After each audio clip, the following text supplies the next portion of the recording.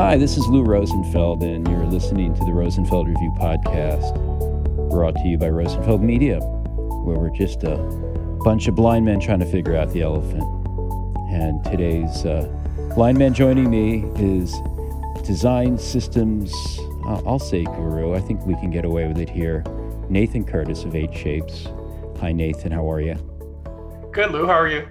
I'm great, and happy to be talking with you because, as you know, I'm involved in DesignOps as far as helping produce the DesignOps Summit, where you're going to be teaching a workshop on design systems October 25th in New York. And when you're involved in design operations, a lot of people think it's design systems. That's not exactly true, but there's certainly a relationship there. And what's so interesting to me about the workshop you're going to be teaching is that it's perfectly situated for that intersection of design operations and design systems. So Nathan is teaching a workshop called Operating Design Systems, Curating a Product and Serving Products. And instead of a workshop like he's been teaching at our other conferences for years, they're just so popular, people love what he's done in the past. Your past workshops have really been about managing design objects and code and figuring out color and typography, kind of standard design system components. But you're really talking about operating a design system as a product. It's almost like really, I sort of see what you're doing in this new workshop as like a product manager's take on managing a design system. Am I close? I think you are.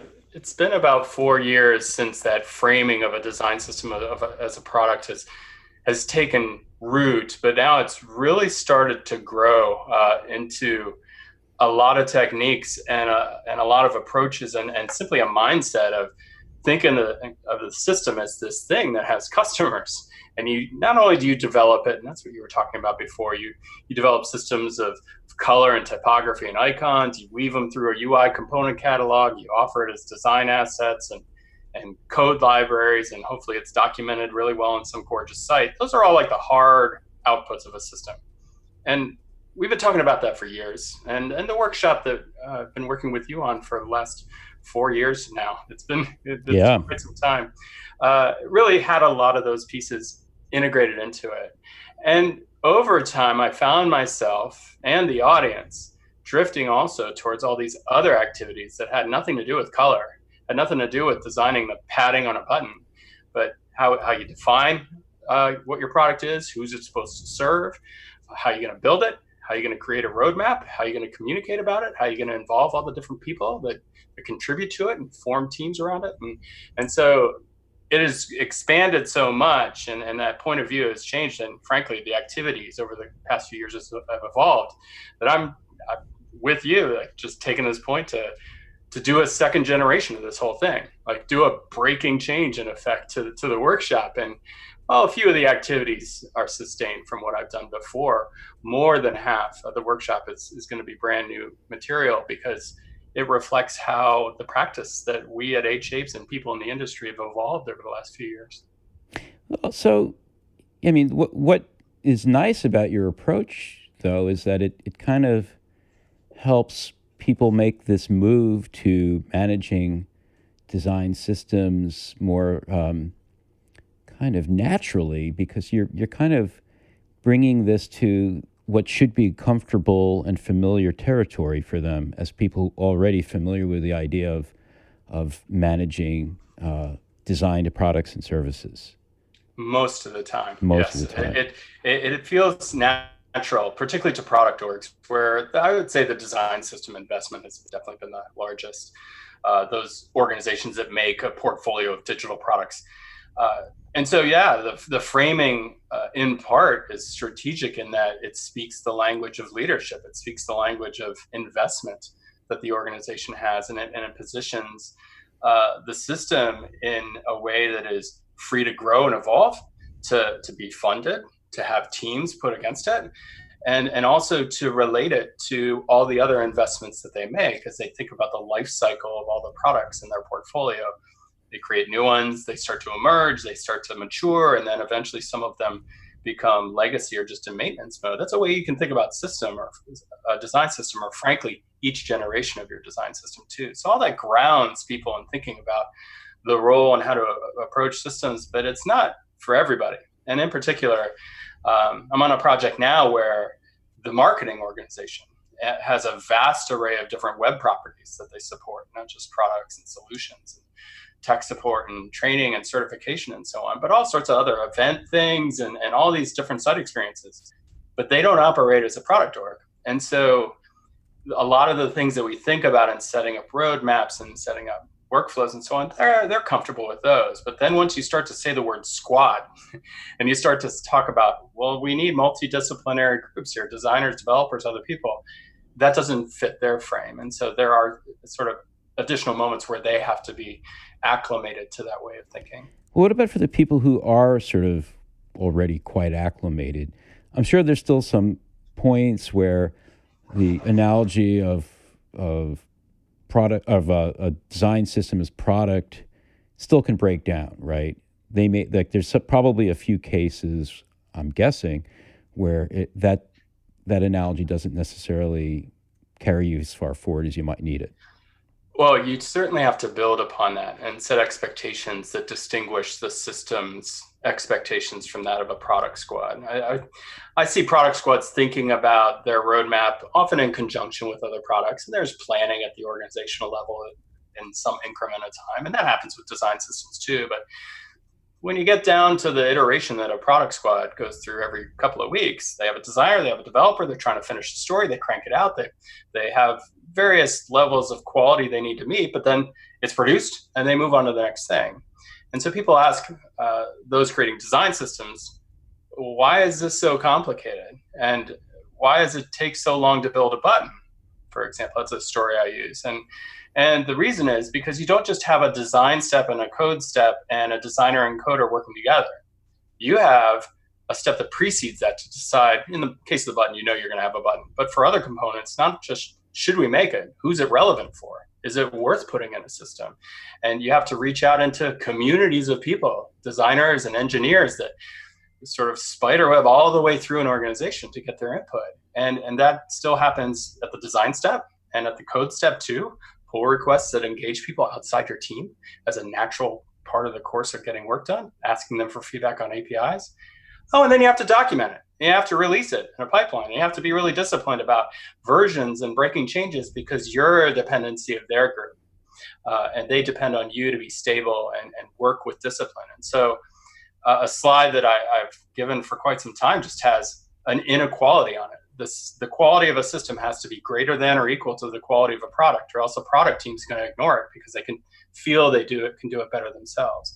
And so naturally, things that are perceived as smaller need to be more robust and the investment is greater. But you realize the scale of doing it in one team so that 50 other teams don't have to do it. And the cost benefit is still quite obvious. Well, what else is different about system as product versus some of the more traditional things we think of as products? Other differences. I'm so acclimated to thinking about them the same way. I think the proximity to your customers is another one. Certainly, healthy product squads have research as a part of their routine. But you think about the connectedness of a design system with its customers, who are the designers and engineers and other people around your org, the threadedness and how well they participate and how strongly they influence, even on a day-to-day basis, is a lot higher.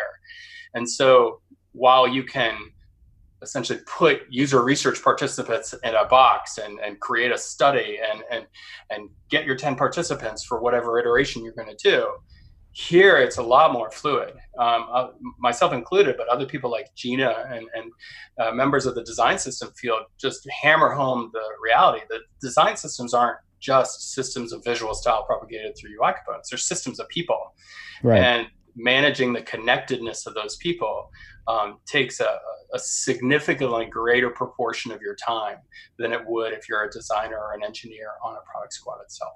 So it's just harder in terms of it's got more complexity, requires more people to interact with. There's more distance that you have to afford to gain that proximity. I don't want to quite let this issue of systems go just yet because I feel like there's more to it. I mean, I mean, you call it a design, we call these design systems for a reason, but what I feel like you're talking about is really expanding that definition of what it means to be a system. It's a system of things, obviously, that can be applied to improve design outcomes, make products better, amplify a design organization's capacity. But I feel like you're really getting into talking a lot more about discrete and different and distributed audiences and participants, right? Like there's a certain higher level of complexity in terms of who engages with a system of this type than maybe meets the eye. Yeah, I think that how you are relating to it, I identify with the degree to which people participate and the role that they play in a system. And at most large orgs now that are making significant investments in design systems, you've either got an actual full team, or in cases of some of these really large systems or well-known systems in large tech companies, you have teams of teams that are assigned to do the system. That is their job. But you think about the remainder of nodes around the community of people you work with on a day-to-day basis. And systems are nodes and connections between nodes and the way things pass between them. There's this spectrum that people lie on. And on the one side is really the central team making stuff as a part of the job. On the other side of that spectrum are people that use the system. It's your run-of-the-mill customer that takes those packages, those assets, and uses them as tools to improve their day-to-day work. And then there's that space in between. And that's probably the most challenging one, to form rigorous processes that are well-defined, that everybody understands. And the two nodes between it, the one closer to the system's core team, I often just term as an extended team. Who are those designers or developers? Often it's like a guild or a set of ambassadors or champions or advocates, whatever you call them, that are really strongly connected to the systems effort itself. They can speak to what's going on. They're very well versed in the roadmap of things and where the system's going. And they have a high degree of influence because they participate a lot. They're maybe even expected to review pull requests or attend design critiques or whatever it is. And then on the other side, closer to adopters, you have people that see themselves as passionate and they really like what the system's doing and they have something of value they can put back in it. And so when you transform that adopter into a contributor, maybe it's a simple fix, maybe they start to get acclimated with how the system works and they enhance a particular component, maybe, but it's complicated, they work with you to create a new component. Those folks aren't necessarily on the extended team per se, but they start to become a vibrant part of that tapestry of people that are making this, pushing the system forward. Well, and so that's a hard spectrum to manage, people's sense of self and where they fit. I'm going to take a moment to let you know about what's keeping me busy at the moment. Rosenfeld Media is putting on a third edition of the DesignOps Summit in New York City this October 23rd to 25th. You, like many of our listeners, are probably dealing with the challenge of moving your organization from design thinking to design doing. And for that reason, you're probably already excited by the emergence of design and research operations and their potential. Here in 2019, we're seeing design ops and research ops maturing, moving from definition and scoping to more formal, rigorous practices. And that's the story of this year's conference. The program focuses on tools, techniques, and takeaways that you can bring back to the office. So I think you'll want to join us in New York this October. Please check out our program, and if you like what you see, buy your ticket at DesignOpsSummit.com. Yeah, it's a scoping challenge, right? And I know that a lot of design ops people are really struggling with where to draw a boundary around their purview. And I'm sure it's the same at a design systems level. When the UX writers come to you and you're a design manager or design ops person of some sort, do you welcome them into the design system? Do you merge their style guide in? I'm sure that it's true for other aspects of design that we may not think of right out of the gate. I love that example actually, because UX writers, content strategists, copywriters, whatever the term is, for the people that are dedicated to voice and tone and thinking about the message and crafting the words that weave through an experience, they often become some of our best friends. I actually look for someone who will serve as a system editor selfishly, because we produce a lot of documentation, and the people look at the systems documentation as a reflection of the values of the system. So it needs to be higher quality. But then that opens the door to possibilities of, well, what's your role in helping us design and review the coded pieces that we have? What's your role in helping us articulate content rules or do's and don'ts specific to each component? What's your role, and are we a venue for you to project your value, whether you're a content strategist or an accessibility specialist or someone who's building a burgeoning motion library or whatever? Does that play a role in what the system has? And that's what I'm seeing at companies that I work with over the last couple of years, is the visual style and components remain the core. Let's make no mistake. And maybe a better term for what we do is interface design system, or interface system. But it's still bridging out to those other things. And when at Morningstar, it's a team I worked with in 2017 and 18, they had another parallel effort, but it wasn't as formed as strongly into the product ethos as the design system had become ingrained in, was charts. They had a big charts library. That's part of how they communicate financial data. And when they brought the charts into the team, it's just like you got a turbo boost of quality and energy, and suddenly that sum was bigger than each of the parts that had been there before. And I see teams grappling with that. Another thing that I see, not discipline specific, but organizational silo specific, is just the consolidation of system efforts too. And that's a whole different can of worms, because then emotions and Oh yeah. get involved. Well, by the way, I hear what you say about UX writers being your best friend. The same is true for me. In fact, I'm married to one. Lucky you. Absolutely. So one, just the complexity that we're dealing with here, and I just admire you for trying to at least scratch the surface in your workshop. Good on you. Thank you for doing this. But the complexity is so broad, and yet I got to imagine, given that you do so much consulting on design systems, and I know you do a lot of coaching, you do a lot of different types of engagements, you probably work on more design systems than anyone in the world, frankly.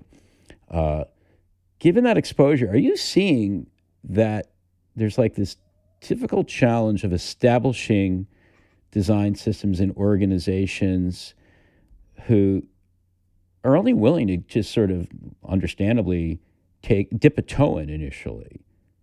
They may not want to fund more than one or a few people to manage design or design systems, or even create them, when like the team that you're describing, the product team for design system, really should be much bigger than almost any other product that an organization actually gets out.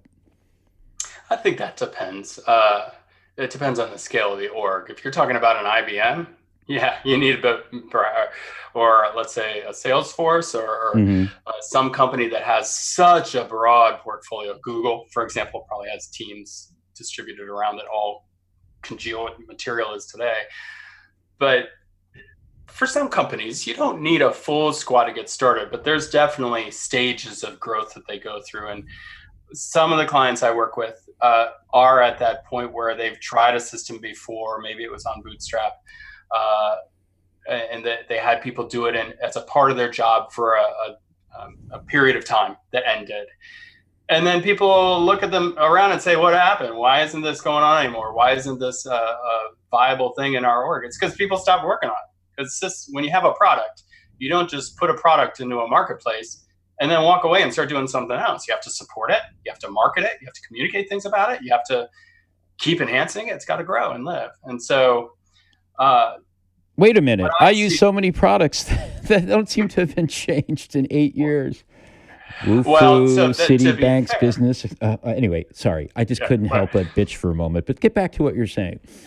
The other challenge I see organizations at scale and dealing with operations is going through that big generational change of systems too. Because once you get a system and it gets ingrained in how things work, and starts to weave itself through a majority of the products in your portfolio, you know what they think? They think success. We've done it. We've got a system. Everything looks consistent. And then you're like, oh wait, our tech stack's going to change, or oh wait, our design language needs to change. Oh, we have to go through change, and I probably have more scars in the last couple of years over dealing with or taking organizations through a period of generational change from a very stable and mature system to the next version of that stable, mature system, because it's actually been even harder to get people to adopt in the speed by which they do things. I hear things at Salesforce, they talk about how the Lightning design system, they can't deprecate things. Mm-hmm. They have to promise that everything they've ever built will continue to work. And oh my gosh, that's a burden. That's tough to do while still trying to move it forward and bring new things too. And so that's the challenges that I see that our field's still sorting out, trying to make easier. Well, as far as how you solve these big problems, I'm going to step back a moment and point people to your business, 8shapes.com, which has been around for, about 15 years now? 2006, so 13. Yeah, just about. And your partner is Dan Brown. I see the two of you as two of the most intelligent information architects I know. So you see where I'm going here. I feel like there's not enough discussion of the role of IA in solving not only the kind of nuts and bolts management and design of design systems, but maybe more importantly, the kind of scalability you're just referring to. There's no question that while Dan remains in discovery and UX work, that's probably more closely aligned with the IA we both know and love, that issues of hierarchy and taxonomy and naming things and connecting dots and creating flows permeates everything that we do to make a system work in an enterprise. I bring those skills to bear on challenges as granular as tokens that describe a visual style in code and data. It's like a big property value hierarchy that describes color and type and so on. And I openly admit to my clients, I'm like, if you want, that's where my energy is. If you need somebody to do that, like I'm all over that task. But there, just as much, I see organizational charts and I see product timelines and I see dependency trees and all these things. They all still light the same fire of architecting information. And one of the things that I like to do with teams that I'm trying to lead is say, I've built a lot of these structures before. I can help you create all the blanks you need to fill. And when you discover there are new blanks to fill that I haven't articulated, I can help you think about the challenges and the boundaries where you're going to trip up and where you're going to get stalled. But please fill in the blanks yourself. And so that to me is an architect's job to help those kinds of teams succeed. And design systems is like one of those challenges. Well, thank you, Nathan. You made this old information architect happy for at least the rest of the day. Nathan Curtis is teaching a kind of cutting-edge design systems workshop at the DesignOps Summit in Brooklyn, New York, October 25th. The workshop is Operating Design Systems, Curating a Product, Serving Products. Nathan, one of the partners at 8shapes. You can learn more at 8shapes.com. And that's the word 8, not the number 8, unless you grab that domain too. Did you?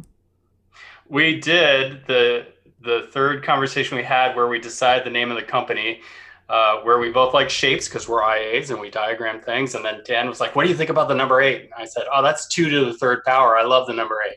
And so we reserved 8shapes.com as EIGHT and the number 8. And then nobody ever used the one with number 8 and we let the thing lapse. So you definitely got to spell it out, EIGHT. There you go. If you want to learn more about Nathan and 8shapes, you know how to find him. And Nathan, looking forward to seeing you in October. Thanks so much for joining us today. Likewise. Thanks for having me. Thanks for listening to the Rosenfeld Review, brought to you by Rosenfeld Media. If you like our show, please subscribe and review it on iTunes, Stitcher, or your favorite podcast platform. I'd love it if you tell a friend to have a listen. And please check out our website for over 100 podcasts with other interesting people. You'll find them all at rosenfeldreview.com.